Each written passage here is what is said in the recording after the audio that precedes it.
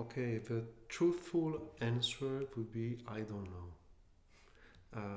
Because actually it's something that I always did. Like from the very beginning, from the early days, obviously with the exception like of a composition that I wrote when I was a kid or when I was like practicing piano. So something that actually stemmed like from the playing, which was something different. But I was really not satisfied with that, and I was always like struggling and trying to find like a unifying principle. This is why actually I turned myself to algorithmic composition. So even before actually using the computer, when and that's actually it's one of the main reasons that pushed me to move to go to study at IRCAM, because I knew at the time that they were developing a software for that. I haven't been written much actually, so I don't have like a catalog of like 200 pieces. But the first like two, three, four pieces are the one which are written without the use of a computer, and still there are like calculations and things like that. But then as soon as I went to IRCAM and I had like a basic knowledge actually to operate the software, which was I thought I was going to study patchwork actually, because I knew about patchwork, and the time of patchwork was over when I went to IRCAM. So I was like with OpenMusic one beta one or two. I don't remember which version, but it was really like the early days of OpenMusic. And as soon as I got like basic knowledge, I started actually I tried actually to implement the things that I was doing by hand in inside OpenMusic, which was not like super easy, but yeah, I did it, and some of those things are even used in the orchestra piece. Using algorithms is actually to hack intuition.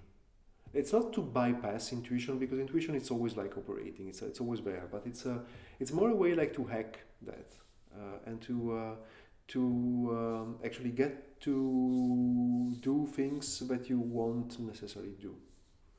So that's one of the main reasons. And the other one is there is this beautiful quotation of Gérard Griset. La composition de processus sort du geste quotidien et par cela même nous effraie. Elle est inhumaine, cosmique et provoque la fascination du sacré et de l'inconnu, rejoignant ce que Gilles Deleuze définit comme le splendeur du on, un mode d'individuation impersonnelle et de singularité pré-individuelle. So the composition with processes, so the automatic composition. I mean, probably Griset is talking really about like process in the sense of in the, using like this meaning that it's proper to spectral music. Go exit the daily gesture, and for this same reason scares us.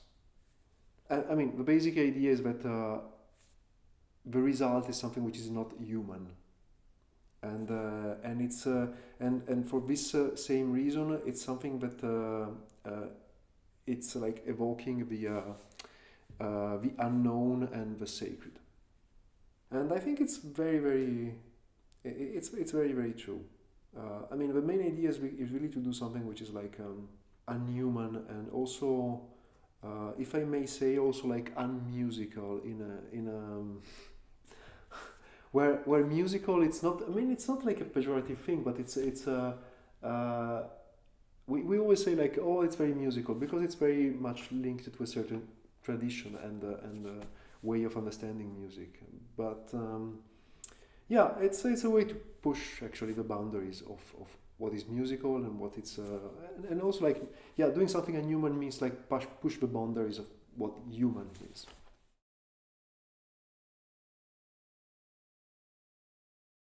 I mean, it was a very long period, because I studied. I kept living in Paris for like more than 10 years after after doing the courses. So it's a whole part of my life. And then I've been working at IRCAM several times. So I'm, for example, for the next piece, I'm going back in the end of February. I'm going there, and I will do an electronic piece.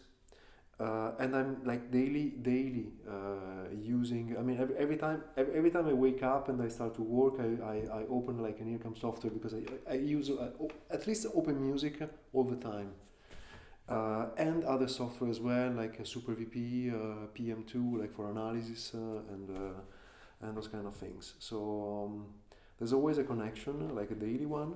No, it was very important for me. I mean, it was very important because I knew not, I didn't knew anything at the time. Yeah, I really knew nothing concerning electronic music. It was so it was totally like open and just absorbing informations like a sponge. And I was very young. I was like 23 years old when I went there. So yes, it was really intense. Like the cursus here was really intense, and then it was like very important from a life perspective because it was a job opportunity. They were extremely like kind actually, and they kept me teaching actually after right after the courses because I mean I was the only one actually that knew Modalys at the time. So I was teaching physical modeling synthesis in the courses, and this I did like for several years. And then I was also like the main teacher of composition at some point, like in the like 2011, I think. I don't remember exactly. So yeah, it was a life-changing experience, and I think still at the time there were actually less young composers. I think. I mean, nowadays it's like there is like an explosion of. I think because of also because of the offer, like because of so many master classes, so many. I mean, the world is more connected now, so also because of networks and those kind of things. But at the time, it was more like it was really like a trampoline. Like you start, I mean, it was actually possible to did something like I did, like starting from the courses and then getting to the ensembles, getting to work, and so like right after IRCAM, I got my first commissions and I started to write for money. I mean, so and IRCAM. I mean, what about IRCAM? IRCAM is a fantastic place. I mean, the people working there are great. Actually, I mean, when you go like downstairs, I mean, there's so much knowledge there. I mean, every all the musical assistants, all the people working like downstairs are just amazing, and that's the thing that I miss actually the most. Actually, to be like there and to daily meet those people and exchange like knowledge.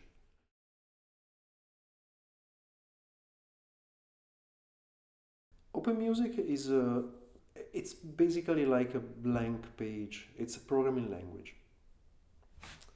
Uh, so there's not much in it. I mean, one tends to think about it like, yeah, it was made for spectral composers. There are tools for this and that, so I can actually mimic the style of.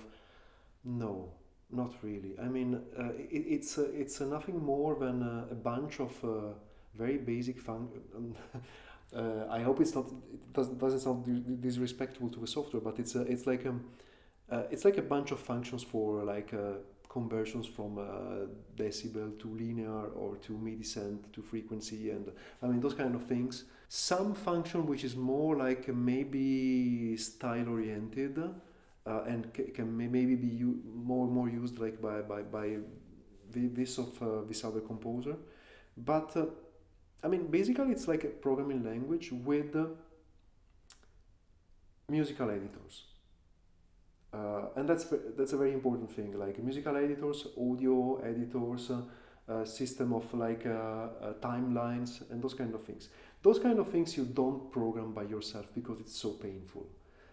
It's too difficult actually to program an editor because you have to mess with libraries and graphic things, and it's just tricky. But apart from that, so that part of work is already done for you, which is great. Apart from that, you have to program. And when you have to program, you can do whatever you want. There are libraries for constraints programming, for other sort of like non-deterministic programming and those kind of things that can help you doing several things. But it's basically something which is really open. So you do your things, and there's not like one specific process that you are forced to do, or so it's very, very open. Concerning Modalys, I mean, it's different. I mean, it's a software which is doing one thing beautifully, which is physical modeling synthesis, and I've been doing that for a few years, basically like from the end of the 90s until 2008 or something like that, and I'm not using that software anymore, with one exception, and this I've been using like from the very beginning.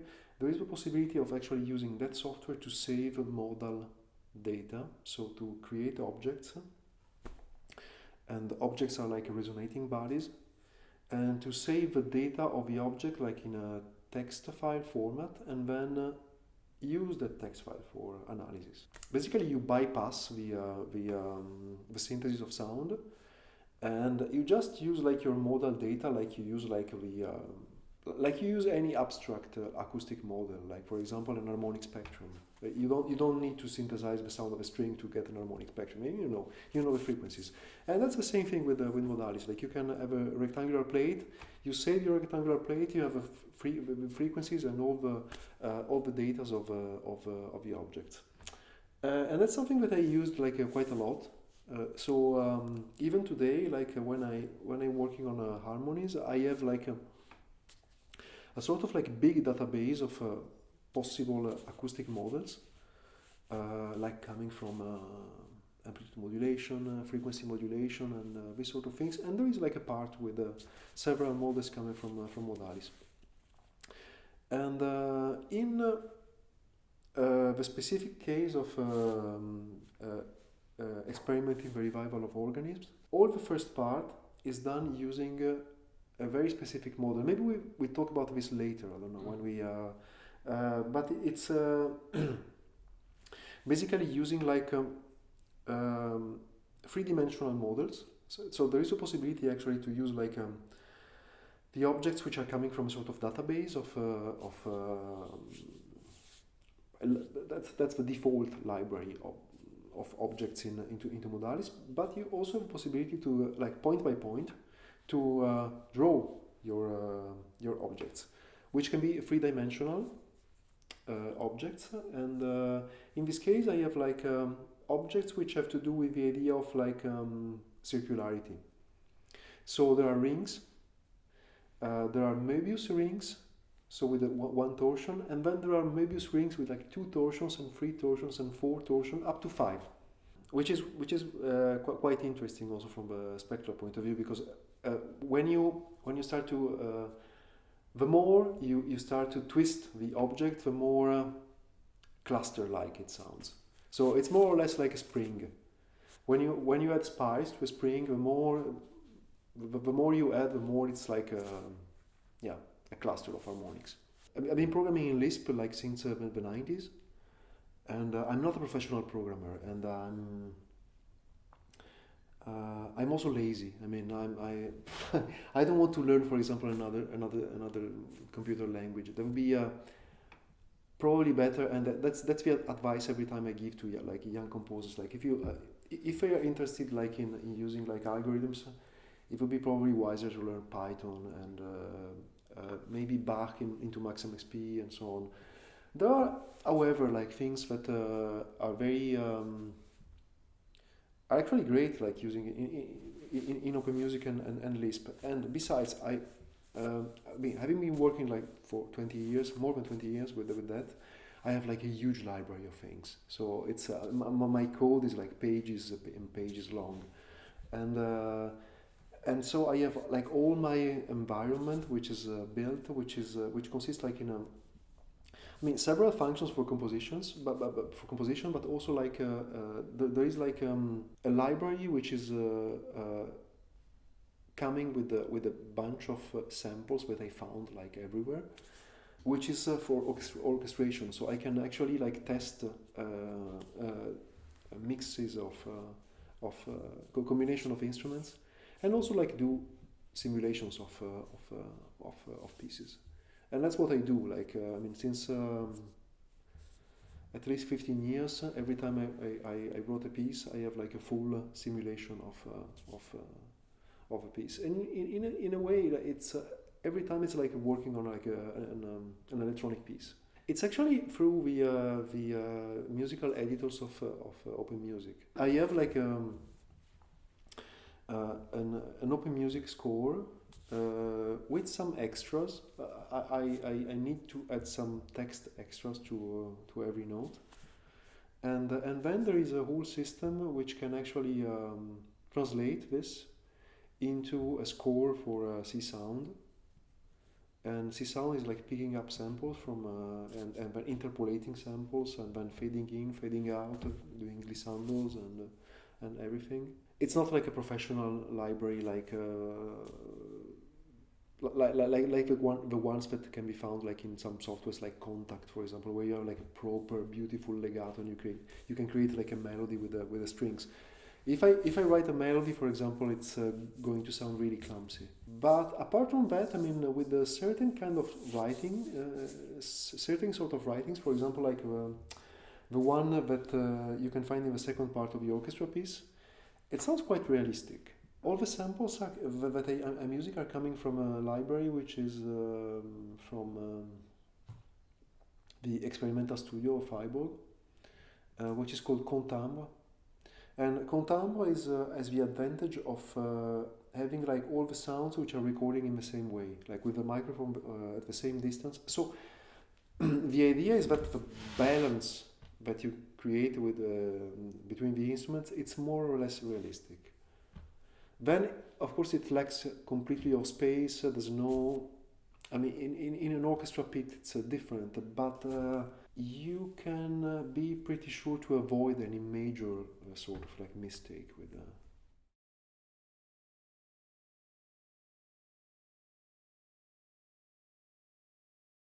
At least for me, it's like a natural starting point. You start to compose with what you have. And of course, I had the piano, because I was playing piano. I think there are like two very different sort of approaches that you can have, like writing something, which is like an abstract one, like the one that you have like when you're writing counterpoints or these kind of things, which is in a way the one that you can have also writing for piano, for example. Like there was I don't remember who was saying that, but it was. I'm quoting somebody quoted by Michael Levinas. He was saying something like the piano is the instrument without a timbre, which is of course not true, but in a way it is true. Like it's and it's true also for the string quartet. Like there is a specific setup, like in Western music. Either string quartet or the piano, which can actually it's the setup for study reduction, for example. Like you can you can take a symphony and you can play the symphony on the piano. You can take a symphony, you can play the symphony on the string quartet. So in a way, the idiosyncratic nature of the instrument, it's of course it's still there with the piano, with the string quartet, but you can choose actually to forget it. And it's happening when we play, for example, a piano transcription of like for two pianos of a Mahler symphony or these kind of things.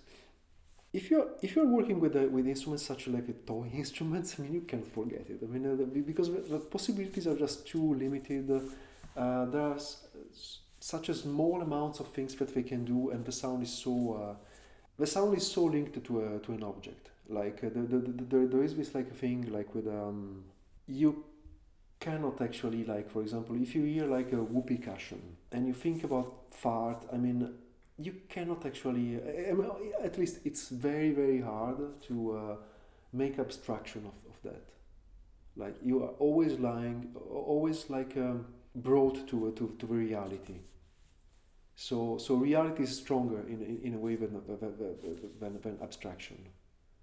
You can hear like a transcription, and then at some point you forget that it's a piano playing. You know, that's you just hear the music. And there is a passage that I like also to quote, and in Relevé d'apprenti of Pierre Boulez, where he's like drawing a critique of the whole idea of musical object in Pierre Schaeffer.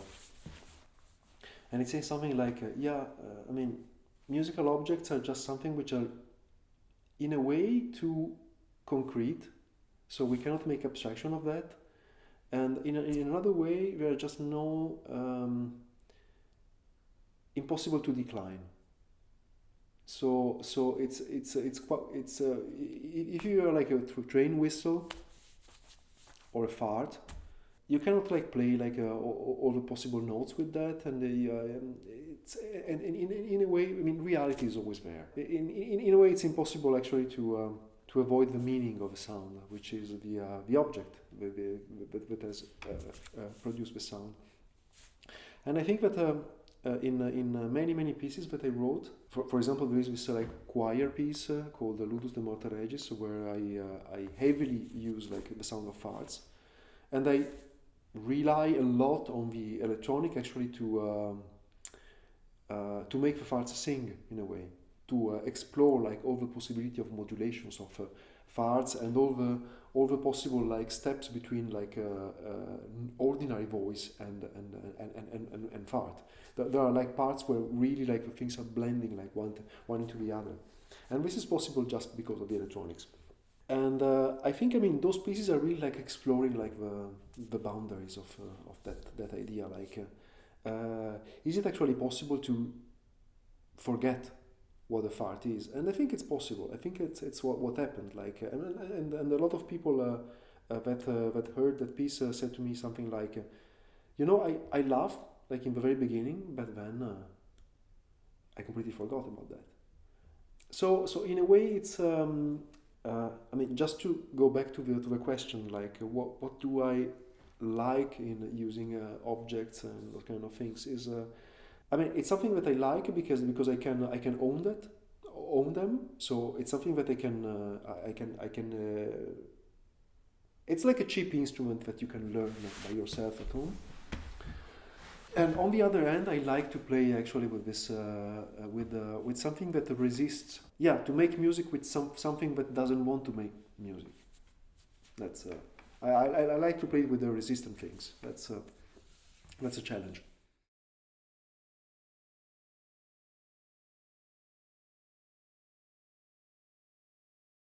I think it's something that I did several times, and not all the time this use of a pre-existing material has the same meaning. I mean, it's also something that I, especially in the early years of when I was working at IRCAM, in the early 2000s, and also in the end of the 90s, like when I was writing my early pieces. I did it because I used there is like, for example, a saxophone piece where I use a quotation from which is from I don't remember who wrote this song, but it's I mean, I know the song from the Sesame Street, from the Muppet Show. So it's something that I did, and but I was like in denial of that in a way, like. I mean, in other pieces, like all the first important pieces for me are like Aschenblume, for example, like this ensemble piece, and then other pieces that I wrote before. There was no like a direct like musical quotation, and then there are pieces where musical quotations are happening, like almost like in a ghostly way, like they're coming and then disappearing. Like, for example, this orchestra pieces. There are other pieces where the musical quotation is like a sort of like a palimpsest, like it's especially from the harmonic point of view, and that's something that I'm almost like exclusively doing like in these past years. Like every time I start a piece, the harmonic structure is coming from another piece. I mean, not 100%, of course. It's like a slow down, interpolated, and I mean, I have my own way of doing that. but for example, like Gretchen and the Fragment of Machines is based on Schubert. There are other pieces like the string quartets are based like on one is based on Space Oddity by David Bowie, and another piece is but it's a sort of different quotation because you don't hear the quotation. So it's more like a way to establish a sort of like a link with some musical material of the past without really being so open about that. Why so?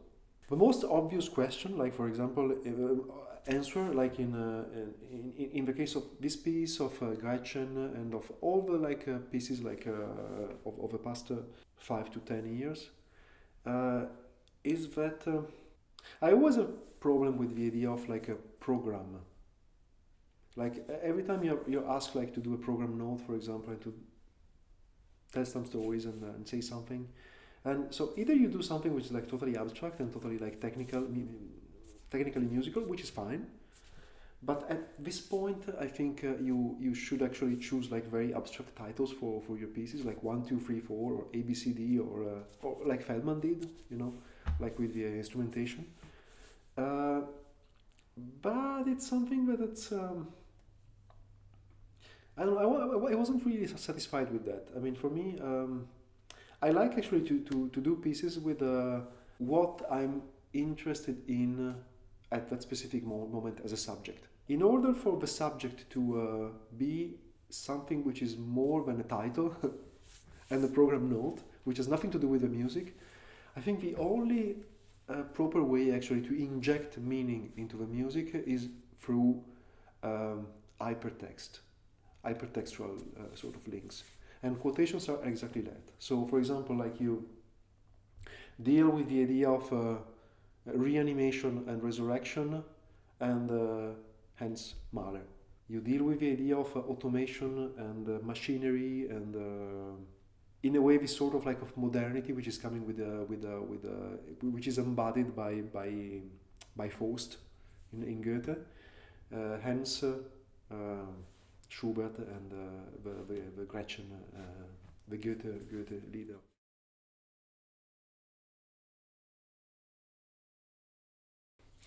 It's actually funny because I mean, there are specific things, for example, that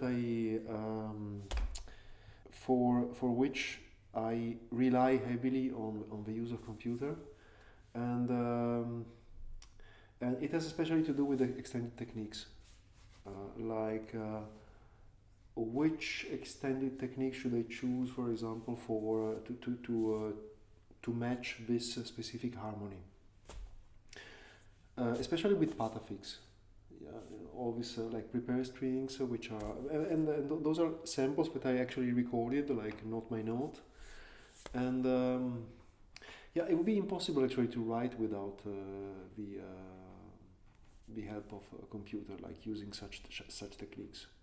Of course, I mean, it was possible like before, like for example with multiple sounds, like you have all these books and you can actually search by note, but it's clumsy, you know. I mean, it's just it's just very time consuming, and it's I mean, it's so much better actually to just enter a chord and then get all the solutions and listen to all the samples like straight away.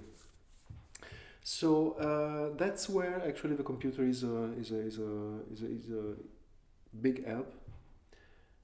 For anything else, like I haven't really been trying to do algorithmic orchestration. It would be nice, actually. It would be nice. I mean, there is this whole thing like developed in IRCAM, which is Orchidee, for example. But for some reason, I wasn't really into that in the very beginning. I mean, I know the reason. The reason is that I wasn't actually trusting the database. Like the system, I think was a brilliant idea, but the database was completely wrong. Like all the amplitudes were just random. I think we fixed that now, but it's those kind of things like you. I mean, sometimes you see a software and you see something and it has some minor like flair in the very beginning, but you're not attracted to that. So that's what happened with me with Orchidea, for example, in the very beginning. I mean, I tried to do something, and then I tried to recreate the exact same orchestration that I got like in Contambre, getting like a totally different sound. And Contambre is more reliable. So I was like, okay, no, that's it's just not working. I mean, but I think now it works. So it's it would be actually worth it to try, and it's something that I'll eventually do like in the future. But yeah, but otherwise, I mean, apart from that, what I do with orchestration is pretty intuitive.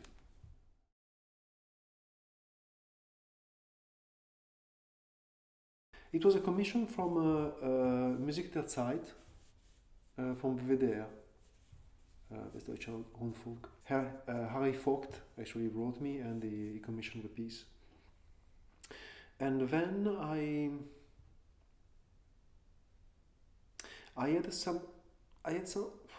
don't remember how I managed actually to do it, but I was supposed to actually to write another piece for BBC, Scottish Symphony Orchestra, and I put the two things together. I think because I was sick, actually. That's the thing. I got like an herniated disc that year, and I couldn't write the piece for orchestra because I couldn't like sit for a long time, and that's if you cannot sit, I mean, it's very difficult to compose, especially if you're using a computer. I mean, I know people standing, but I can't. So yeah, so it was a joint commission of BBC Scottish and Westdeutscher Rundfunk.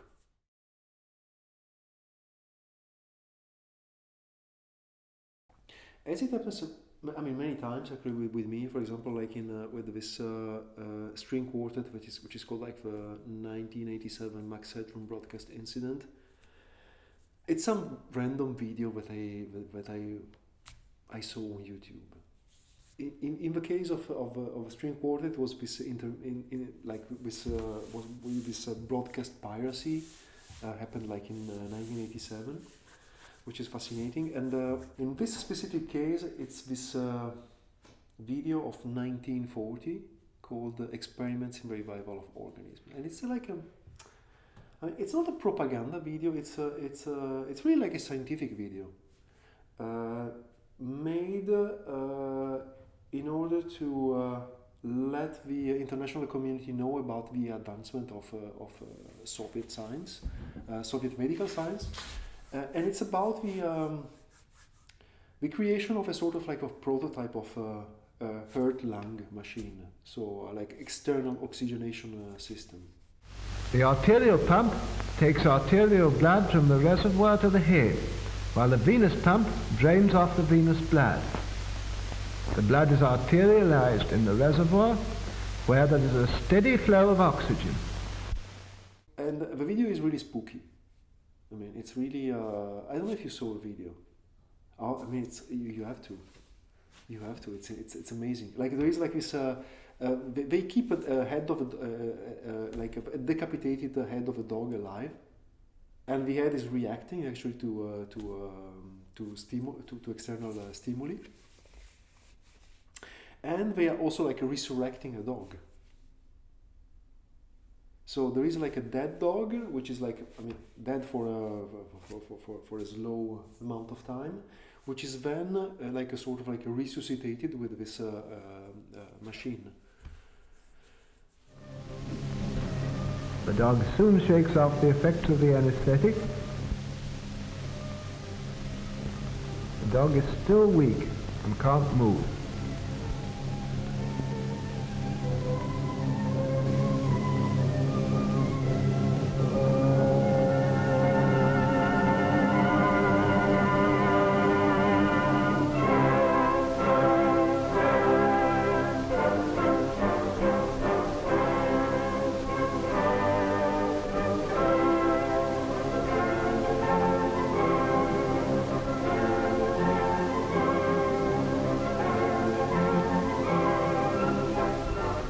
After 10 to 12 days, the dog returns to its normal state.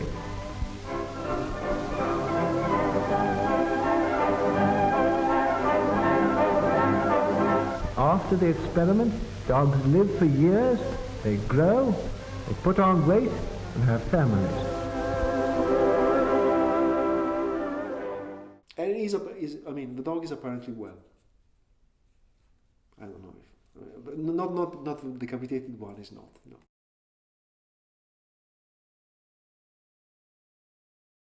At the time, when I saw this video, I was also like reading Andrei Platonov, so a Russian writer, and I was reading like there is this like huge novel by him, Chevengur. Pardon Russians, I don't know if pronunciation is okay, but I was reading another one which is called it's translated in English as The Foundation Pit. At some point there is this like quotation. I mean, it's like everything in Platonov. Like, I mean, plot-wise, there's not much happening. It's more like people like discussing, but it's so, I mean, it's so fantastic actually, and so profound over time, and so completely like surrealistic also.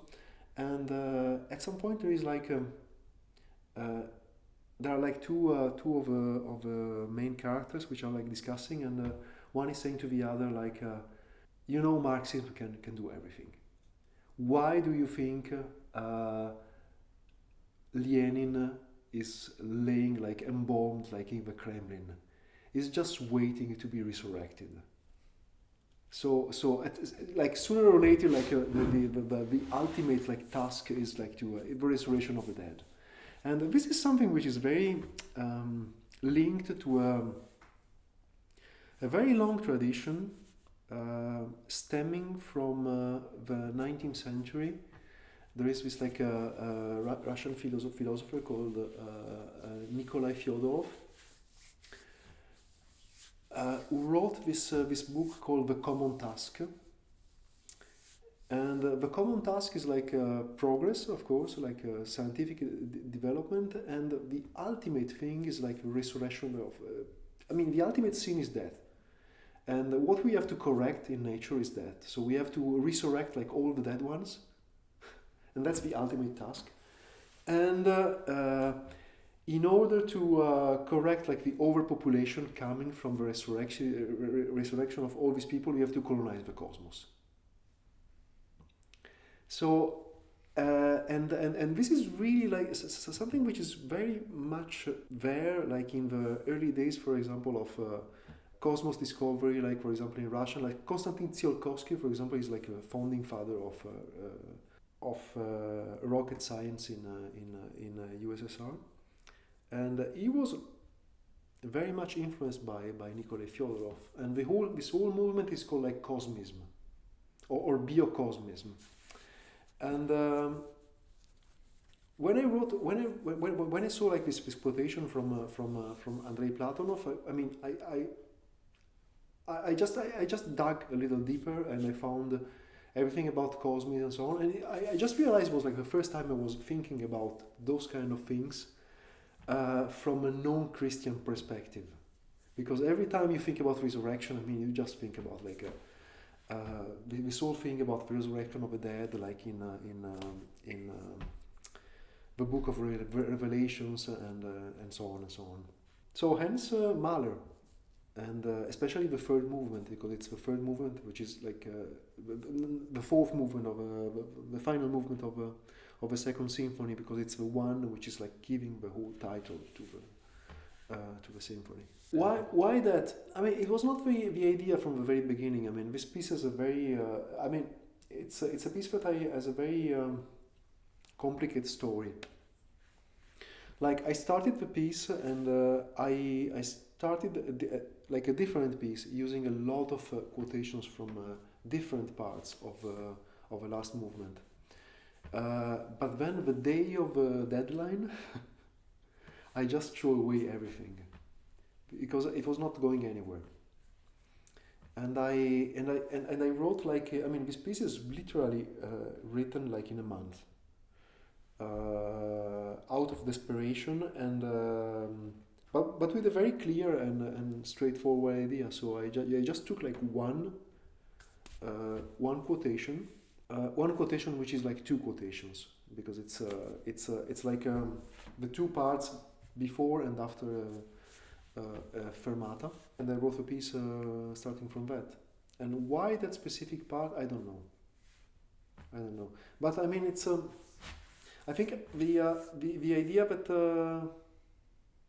yeah, I mean, I know, I know, because I could actually imagine like a process like going approaching this final part before the fermata, and starting something like this melting, sort of melting down process, like using the material of like right after the fermata. So I knew what to do, actually. That's the main thing.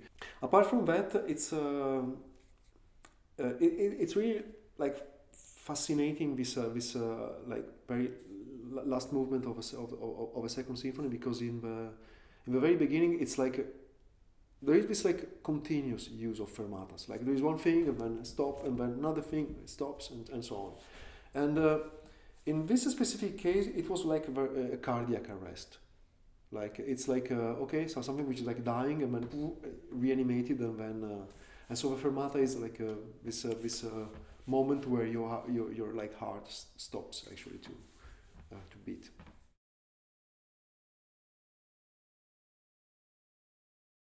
To be honest, the first part is the one that I remember the least. But what's happening is, I mean, there are chords, and each of those chords are actually stemming from the analysis of Möbius strip. I recall from the very beginning, like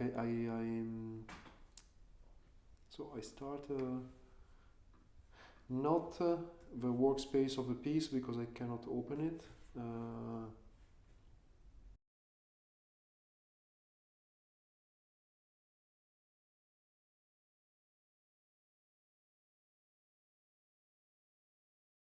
So what I do have here is like this is what Modalys do, this physical modeling synthesis software. This is what Modalys do when you ask him you ask him to save an object. So basically, it gives you this text format. Yes, here it is. So those are like all data which are related to the geometry of the object. I mean, there is also a possibility actually to see the actual object, but I mean, I should re-implement everything, and it's not working now. But it's just a standard like Möbius strip.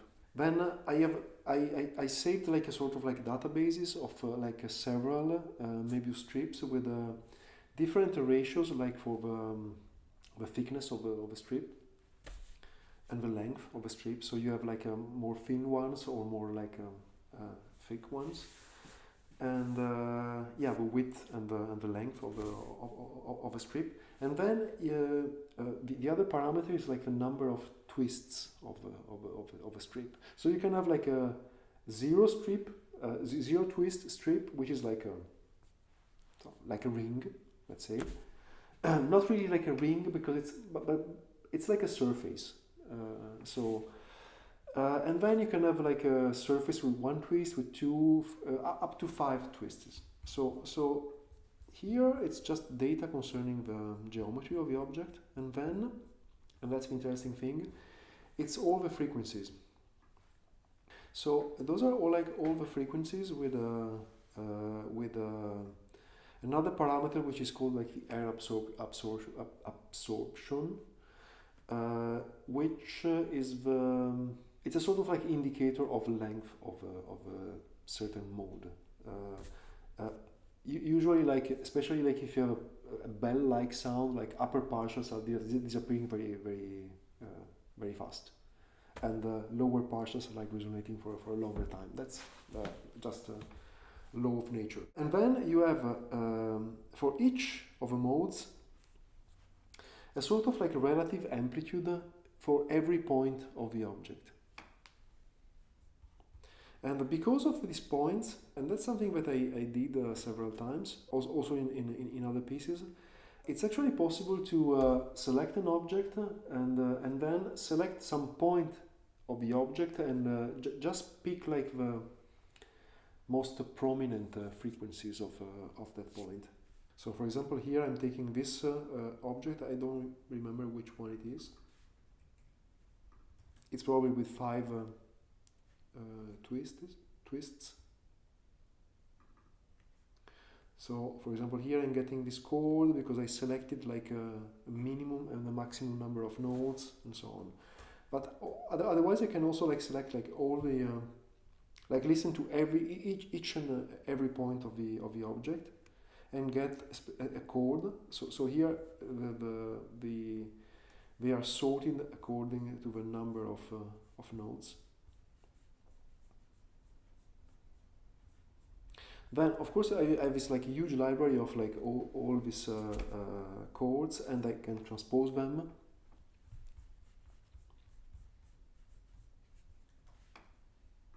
And here it's funny. Actually, you can actually see the amplitudes of like for each point of the object for every mode, like the first 20 modes. So that's a normal ring, like without twists. And as soon as you start to twist, for example, you have okay, I don't know why it's rescaling. This is, for example, like with many twists, like 5. So you're getting a lot of spikes in the amplitudes, and you have less spikes if you are like on if you have just a single twist, for example. So from the topologic point of view, having like 1 twist or 2 twists is like a totally different thing, because it's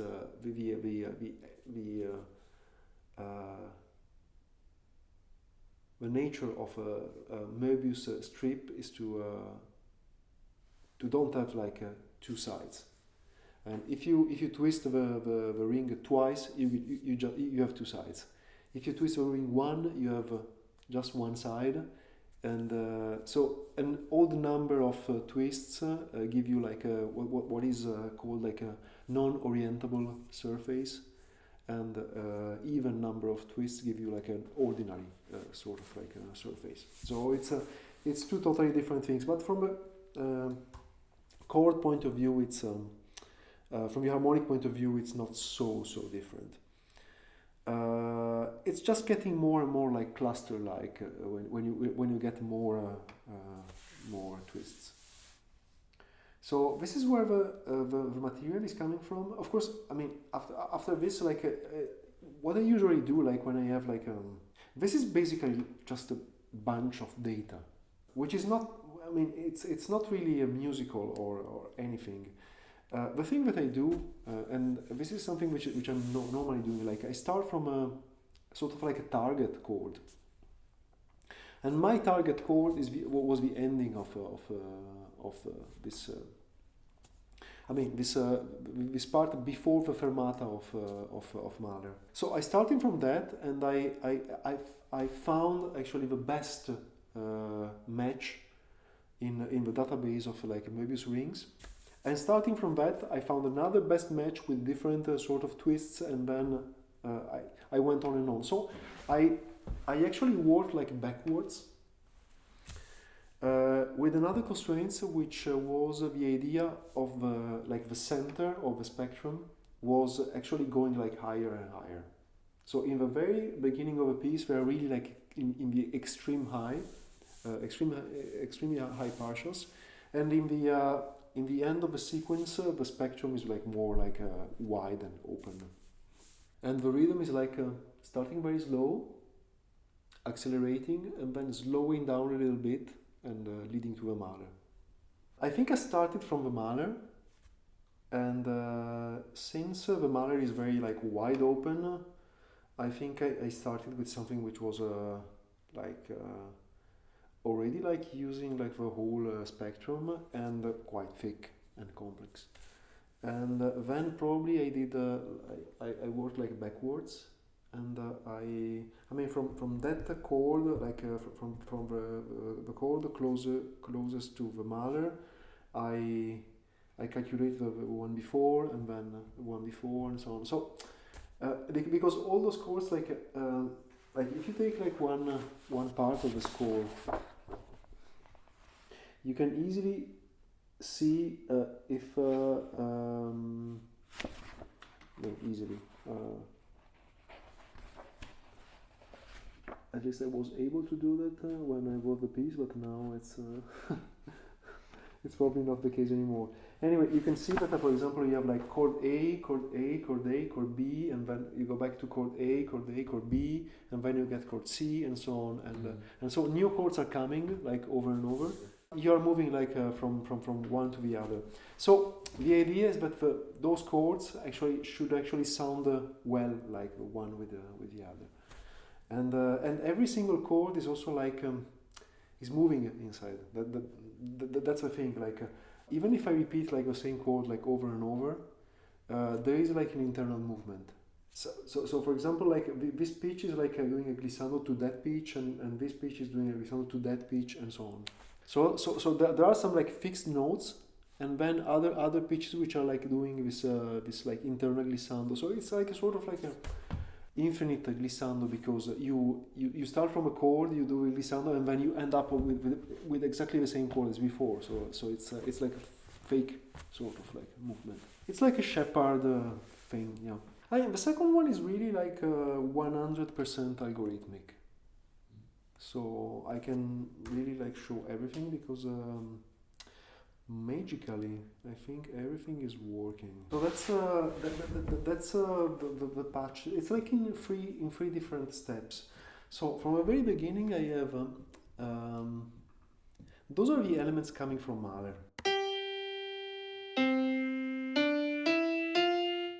And then it's looping, okay? And then the other thing is the melody. So the whole idea is actually to take like these two things, which are like a scale like going down and a scale going up, and then fill those scales with more and more with the pitches which are not part of the original one. So getting to have like all the 24 notes of super chromatic scale, like with the quarter tones. And that's exactly what I'm doing here. Let me see if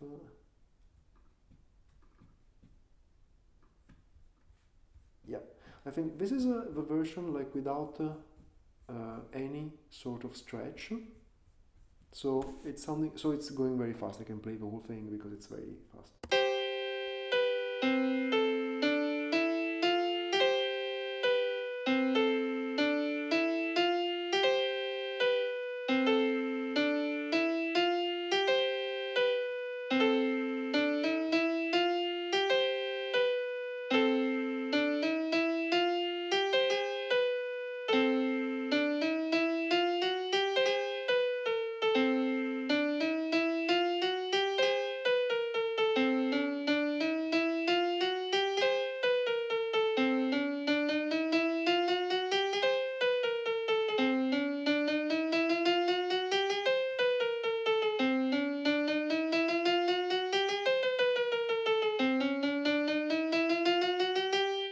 So basically two elements which are in the beginning like supposed to be like one on the top of each other are starting to separate like more and more. So you have one thing going down, one thing going up, and then this thing is just stretched out more and more.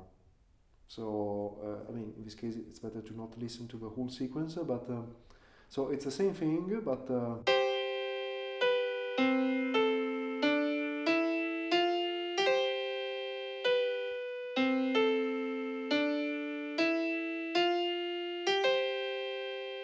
and it's slowing down very much. So in the end what we have is something like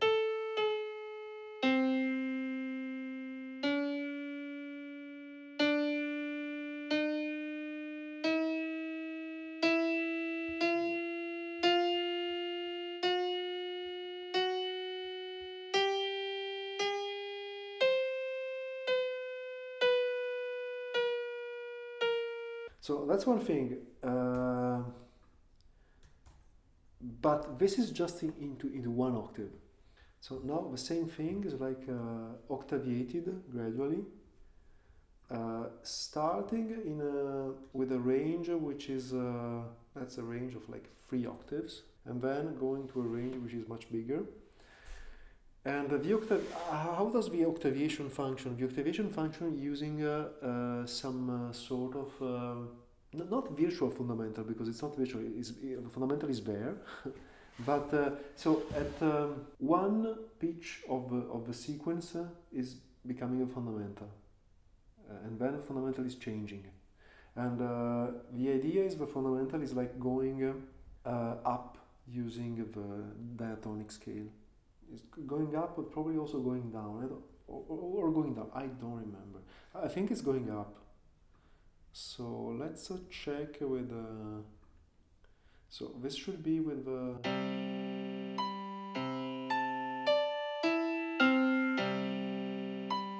So now fundamental is C.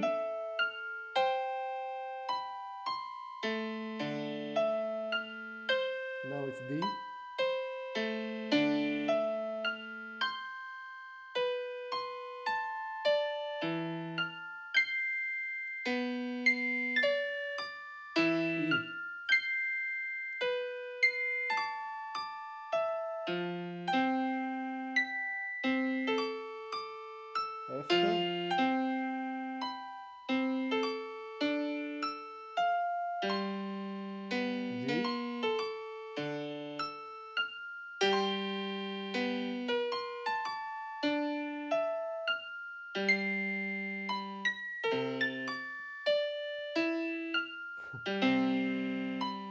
F, G, it's C, D, E, F, G, C, D, E, F, G. So it's I'm really taking like something which is coming from the Mahler. So it's just one part of a scale. Of course, if you see scrolling like the music here, it's full like of completely irrational rhythms which are not in the score, but it's just because it's a stretching process. So it still need to be quantified. Then from that there is this thing where in the beginning the pitches are like pi da da, and then it's getting more and more mwah, mwah, and then mwah.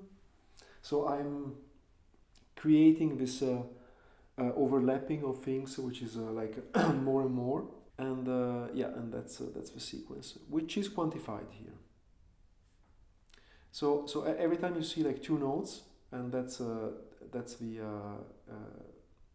a note which is like a 0 amplitude, and then there is like a fade in going to the top of the note and then fade out. So in the very beginning the fade in is very, very short, almost like imperceptible. It's almost like a soft attack in the very beginning, and then it's getting more and more. Here there is like a simulation done with a C sound, just with sine waves.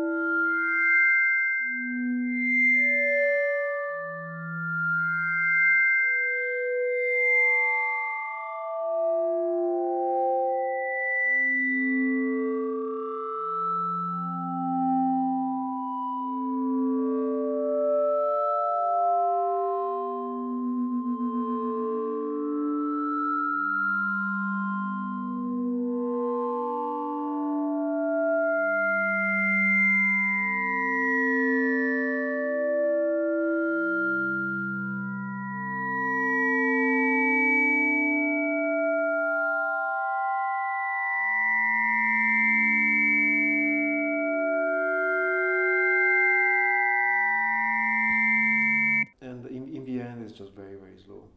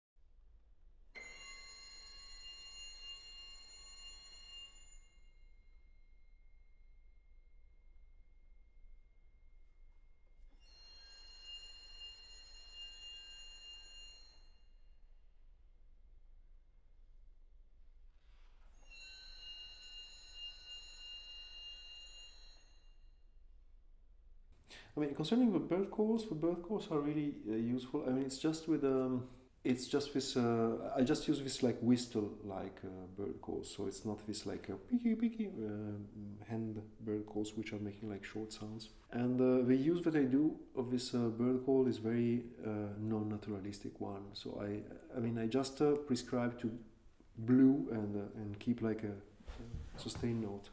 Those bird calls are quite amazing actually, because you can get pitches that are impossible to do with other instruments. So I mean, some of them it's really even hard to tell like what the pitch is because it's just so high.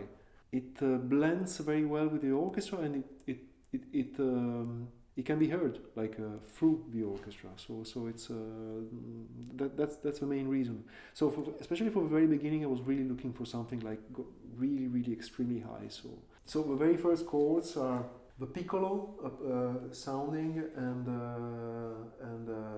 some harmonics of strings, and then the accordion as well, and the bird call.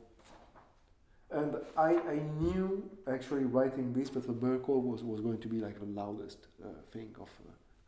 And it is. I mean, it's the one of playing the loudest in the whole ensemble. And the harmonica.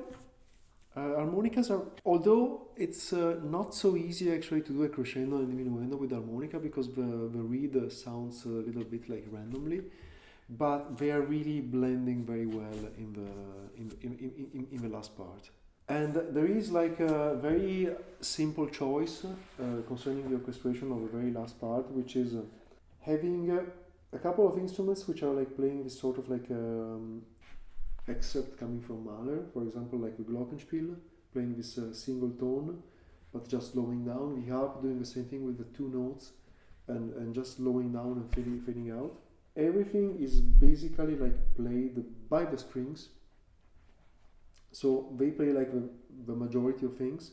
Woodwinds are practically not playing, except when a fundamental tone is reached.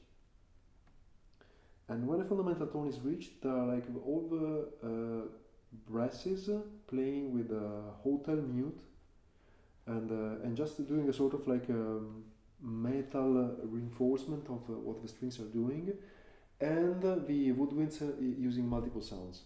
Harmonicas are just playing with almost like playing with the strings. Harmonicas and accordion. I don't know, because I mean strings and harmonicas are not, do not have a very similar sound, but they blend well together. I don't know why, but this is something that I knew from the first piece I wrote. Like the very first piece I wrote, for example, there is harmonica, and that's it's just because I played harmonica. I mean, I had harmonicas at home, so it was very natural thing actually to put an harmonica. I mean, it was before knowing Romitelli and other composers like using harmonicas. But if you play, especially if you play like a little bit sul ponticello and you blend harmonica with that, it sounds so well together.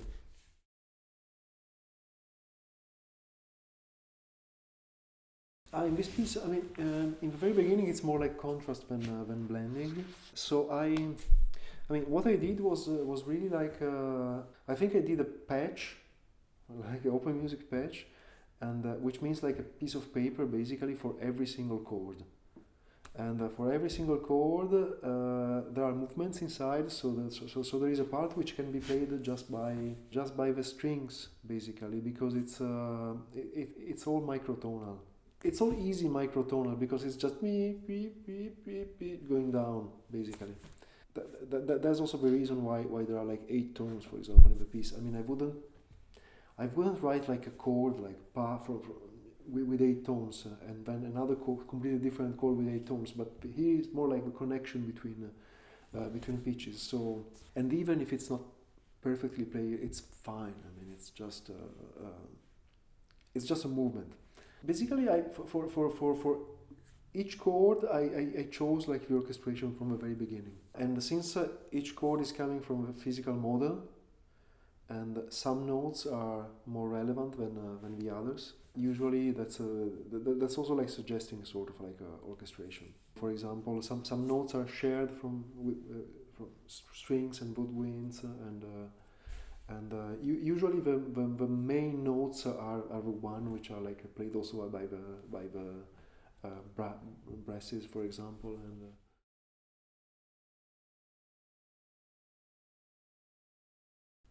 The truth is that I don't really know actually. I never studied orchestration. That's also a thing. Like when I was working, for example, on a piece for Klangforum, which is a very similar story to this one, because I was also very late, and the day of the deadline I just threw away everything, and I restarted from scratch.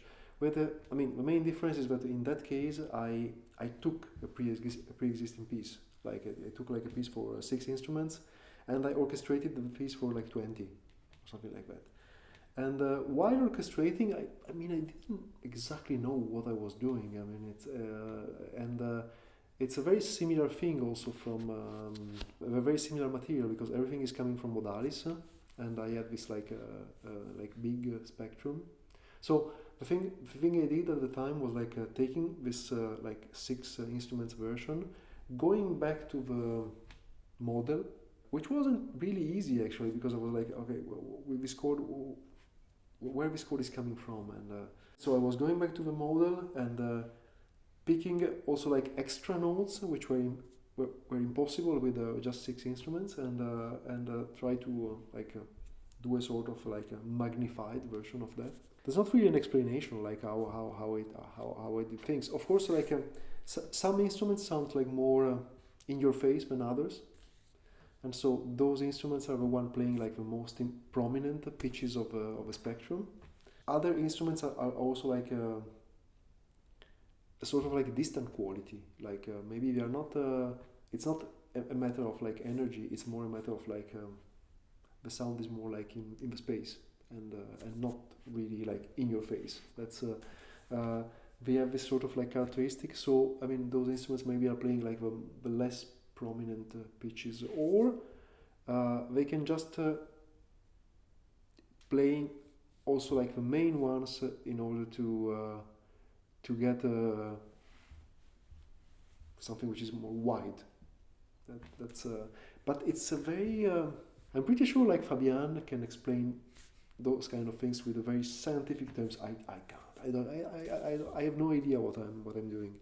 And the thing is that with this piece, with the recent ones, I'm testing things. So I'm really testing like orchestrations and trying things, and so I see actually I can hear the result before putting the result into the score.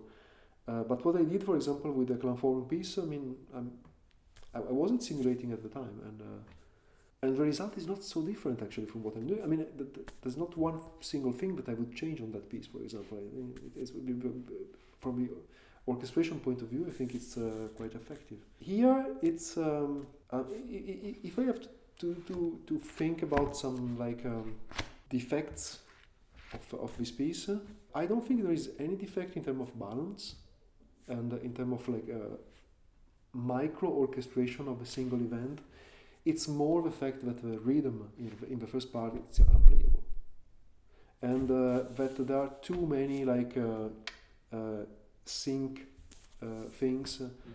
Also with instruments which very easily sound out of sync, like piano, and that's a little bit clumsy, I would say. That's the thing that I would change actually now in the piece. I would probably like simplify a little bit the rhythm of the first part and put less of attacks with the percussion and piano, and just a few of them, like in some parts. The second part is fine.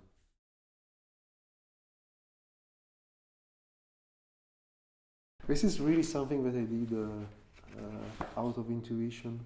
But I think what I did was like there are several things like the chord, the one with the fortissimo here.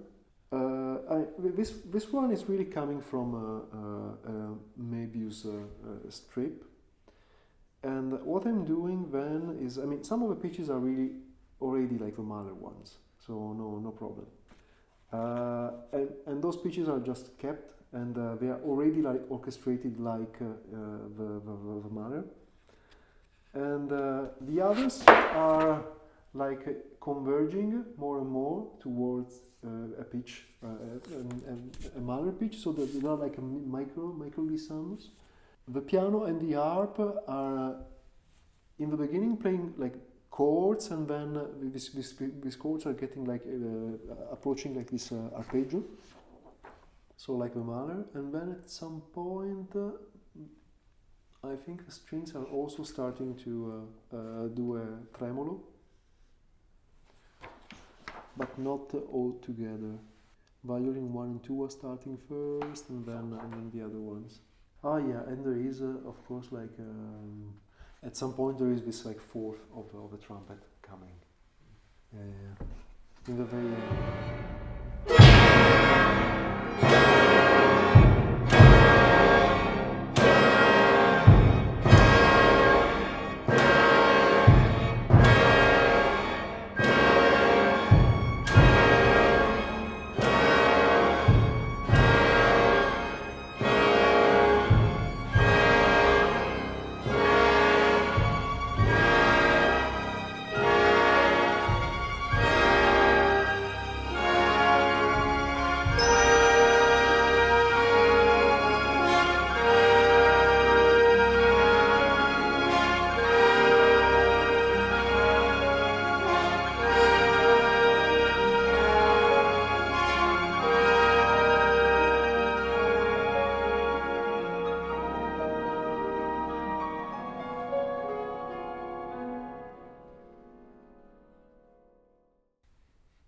But it's quite, I mean, it's quite easy. I mean, this is not so, it's not something so difficult to do, like starting from a chord and then getting to that specific part. I mean, the other way around, I mean, the second part of the quotation is like a melting. Yeah, the process is really like 100% algorithmic, but still there is some tweak in the first part, because there are other things which need to be adjusted in order to actually get away in a nice way from the Mahler quotation, and it's actually more difficult to go towards something than to go back from something, because and that's a charming thing, I think, of the second part, that even in the very end, I mean, this quotation, it's really stuck in your mind. In the first part you cannot do that because you cannot reverse time, so it's yeah, there's always the moment where you say, okay, that's it. It's not a linear thing. It cannot be a linear thing, because unless you know before.